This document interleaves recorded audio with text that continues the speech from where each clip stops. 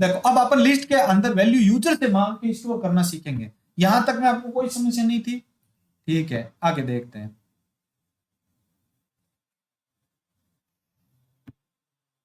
यहां पे आते हैं और यूजर से वैल्यू इनपुट करके इसमें स्टोर करके दिखाते हैं।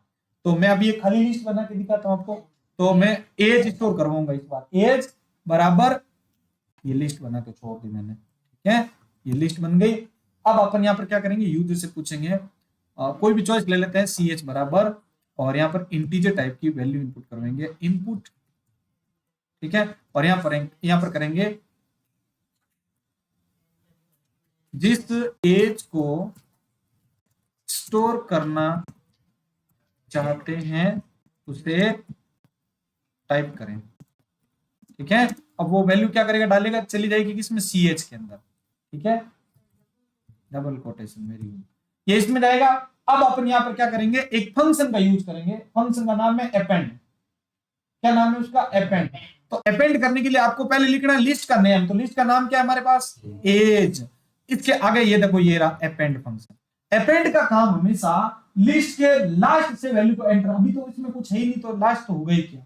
अगर इस लिस्ट में वैल्यू होती ना 5, तो अगली वैल्यू 5 के आगे जुड़ती, ठीक है। तो लिस्ट के लास्ट में डेटा को ऐड करने के लिए अपेंड फंक्शन यूज करते हैं। तो ये लो अपेंड फंक्शन। लेकिन जोड़ना क्या है इस अपेंड फंक्शन के थ्रू, तो जो हमें पीएच में वैल्यू मिली है वो जोड़नी है।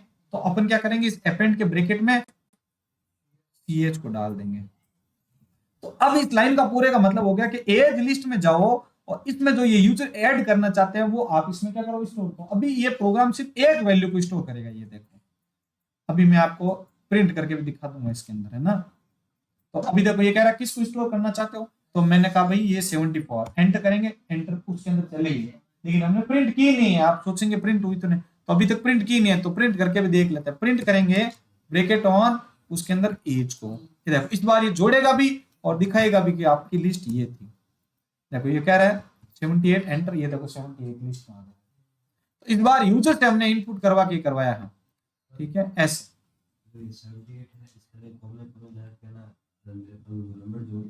तो वो लिस्ट में ऐड होंगे, हम नहीं जोड़, रन टाइम में कैसे जोड़ेंगे, एक से अधिक वो वैल्यू जोड़ना चाहते हो, तो अब वो अभी तक एक वैल्यू जोड़ी, अब आगे सीखना। अब अपन ये चाहते हैं, बोलेंगे सर जब तक आगे वाला मना नहीं करता है तब तक हम लिस्ट में ऐड करना ही चाहते हैं, तो हमें लूप की जरूरत पड़ेगी। लूप बार बार चलने वाला होता है ना, ऐसे।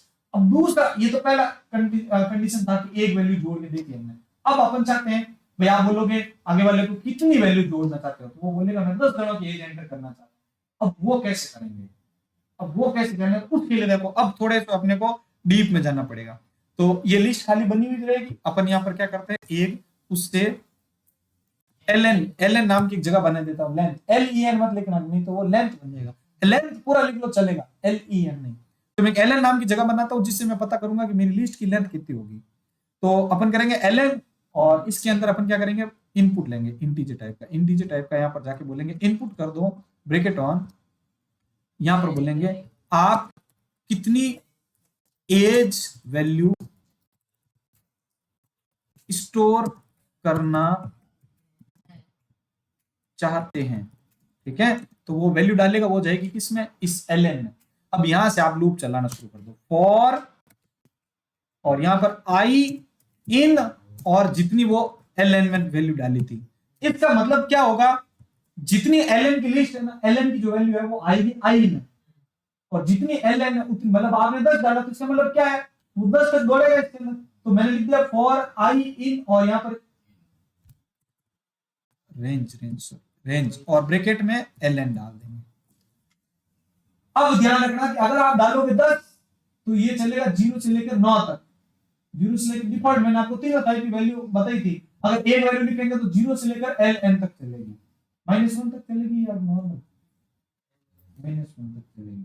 तो 0 से लेकर LN तक चलेगी, यानी आपने बोला 10 तो 0 से लेकर 9 तक चल रही है। अब ये हर बार आएगा इसके अंदर और क्या करेगा, ये अपना काम करता रहेगा। कौन सा, ये वाला, कि भाई आप कौन सी वैल्यू को स्टोर करना चाहते हैं टाइप करें, फिर ये क्या करेगा, उसमें अपेंड कर देगा। अब ये प्रिंट मैंने बाहर रखा है, हाँ नीचे स्टोर। अब ध्यान रखना इन दोनों लाइनों से, और देखो प्रिंट बाहर लिखने से अंदर लिखने से फायदा क्या होगा वो समझिए आप। अगर मैं ये प्रिंट वाली लाइन है ना, अगर मैं ये वाली जो प्रिंट लाइन है मैं जस्ट एज के नीचे लिख दूं, नहीं लिखूं, तो दोनों में अंतर होएगा। अगर आप देखना इस हिसाब से आउटपुट क्या आएगा, प्रोग्राम चलेगा, आपको बोलेगा आप कितनी वैल्यू स्टोर करना चाहते हो, मैंने बोला 5, तो ln का वैल्यू कितना हो गया 5, ये फॉर आई इन रेंज 5 यानी 0 से लेकर 4 तक। तो सबसे पहले 0 आएगा आई के अंदर आएगा, या बोलेगा 0 के लिए, यानी या इंडेक्स थी उसमें 0 के लिए क्या करेगा, आपको बोलेगा उस वैल्यू को एज टाइप करो जिसको आप स्टोर करना चाहते हो। तो आप एक वैल्यू डालोगे सीएच के अंदर, मान लो मैंने 72 डाली, 72 आई किसमें, सीएच में आएगा, और एज यानी इस लिस्ट के अंदर जाके अपेंड कर देगा इस सीएच को। तो क्या डाला था 72 को 0 पे जाके स्टोर हो जाएगा, ठीक है। अब ये बाहर नहीं आएगा क्योंकि जब तक ये लूप ब्रेक नहीं होगा तब तक तो इस 3 लाइनों में जोड़ेगा, तो वापस ऊपर जाएगा, इस बार 0 की जगह वैल्यू हो जाएगी 1, 1 यहां पर आएगा इसके अंदर। अब ये बोलेगा एंटर करो अगली वैल्यू जो आपको स्टोर करनी है, तो ये अगली वैल्यू जो भी डालेगा वो जाएगी इसके आगे में। क्यों, क्योंकि हमने पढ़ा था अभी जस्ट अपेंड, अपेंड क्या करता है, लास्ट से डेटा एलिमेंट ऐड करेगा। अब मैंने एक वैल्यू डाली मान लो 55, तो ये क्या करेगा, यहां से अपेंड कर देगा 55। अब मेरा ये इसमें कंसर्न था कि अगर ये प्रिंट इसके नीचे से लिख देता तो क्या होता, 72 ऐड होता, हाथों हाथ आउटपुट में प्रिंट होता, फिर बाद में रन होता, फिर बोलता अगली वैल्यू डालो 55, तो फिर वापस एक लिस्ट बनती उसमें 72 और 55 लिखा था, पहली बार नहीं आता। फिर एक वैल्यू और जुड़ दिया, मान लो मैंने अगली बार डाली 53, तो ये क्या करेगा, फिर वापस ये लिस्ट देगा, ऐसे करके यहाँ पर ये वैल्यू बढ़ रही है। तो मैं दोनों टाइप से आपको करके दिखा रहा हूँ ध्यान में। तो इसीलिए ध्यान देना कि ब्लॉक के बाहर प्रिंट और अंदर होने से इतना अंतर आ जाता है। ये देखो रन करके दिखाओ, अभी के लिए पहले देखो ये रन करते हैं जिसमें बाहर रखता हूं मैं इस लिस्ट को, अपन सिर्फ छोटी वैल्यू डाल के देखेंगे। ये रन किया मैंने इसको, अब ये देखो बोला इसने कि आप कितनी वैल्यू को स्टोर करना चाहते हो, तो रजिस्टर में कितने यूजर स्टोर करना चाहते हैं, देख लो ये लॉजिक ऐसे लगाए जाते हैं। तो मैंने बोला कि मैं 4 बच्चों का रिकॉर्ड स्टोर करना चाहता हूँ, एंटर किया, ये देखो अब ये 0 से लेकर 3 तक चलेगा लूप आ गया।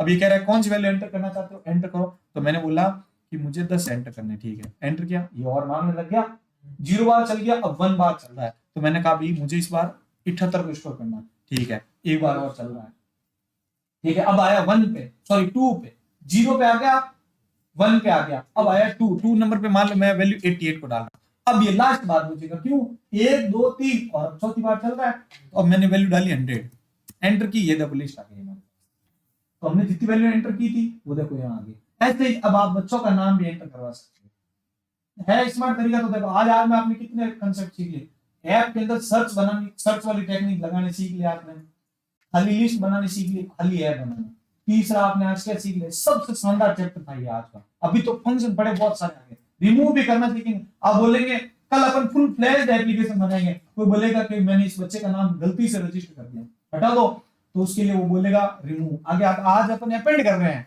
तो अपेंड में देखो कितनी शानदार चीजें आई हैं, 4 बच्चों का रिकॉर्ड स्टोर करना सीख लिया आपने, देखो आगे समझ में आपको।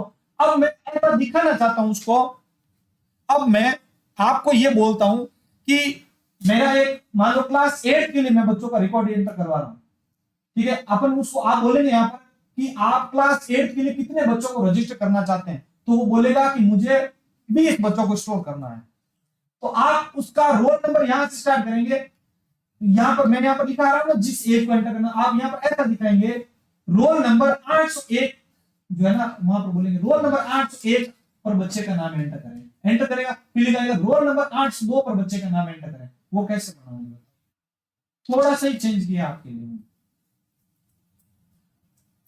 पहले तो आपको आगे वाले को दिखाओगे कि क्लास 8 के लिए आप कितने बच्चों को रजिस्टर करना चाहते हो, तो आप वहां पर संख्या बताएंगे 4 की जगह जो भी, तो वो फिर मान लो आपने बोला 9 बच्चों को एंटर करना चाहिए, उसके रोल नंबर कहां से कहां तक देंगे, 801 से जो भी है, तो वहां तक 800 से शुरू होंगे, 800 तो 800 से शुरू होंगे, वो बोलेगा रोल नंबर 800 के लिए बच्चे का नाम एंटर करें, आप नाम एंटर करके एंटर करोगे, फिर बोलेगा 801 के लिए एंटर करो। ये कहां से बनाओगे, थोड़ा सा ही लॉजिक चेंज करना। अब आप कोड मैनिपुलेशन सीखोगे कैसे करोगे, मैंने आपको प्रॉब्लम दे दी, सॉल्यूशन आपका है।